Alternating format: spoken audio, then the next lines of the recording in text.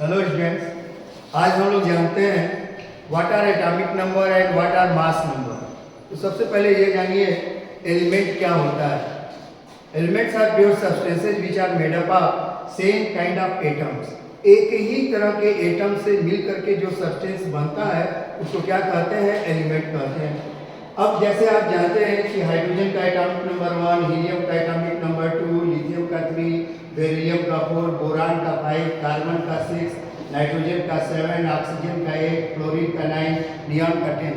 आखिर यह atomic number होता क्या है?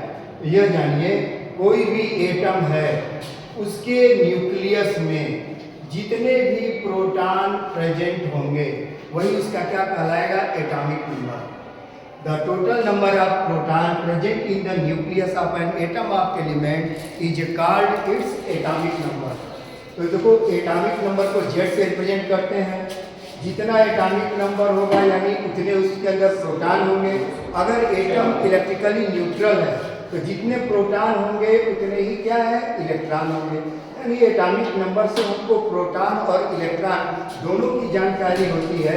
लेकिन अगर डिफिनीशन पूछा जाए कि एटॉमिक नंबर कहते किसको हैं तो डिफिनीशन यही होगा, the total number of proton present in the nucleus of an atom of element is called its atomic number. अब आइए मास नंबर। मास नंबर क्या होता है? The sum of proton and neutron present in nucleus of an atom of the element is called mass number of that element.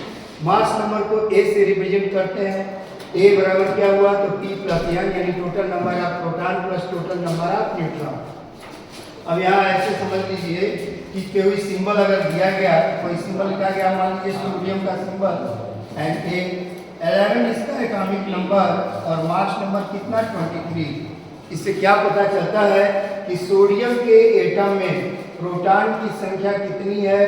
तो 11 है और electron की संख्या भी कितनी है? तो 11 है। और प्रोटॉनों और न्यूट्रॉनों का सम कितना है? तो 23 है। तो प्रोटॉनों और न्यूट्रॉनों के सम 23 में से अगर हम प्रोटॉन को घटा दें तो नंबर ऑफ न्यूट्रॉन निकल जाएगा। तो इस तरह हम इलेक्ट्रॉन, प्रोटॉन और न्यूट्रॉन की जानकारी आसानी से हासिल कर सकते हैं।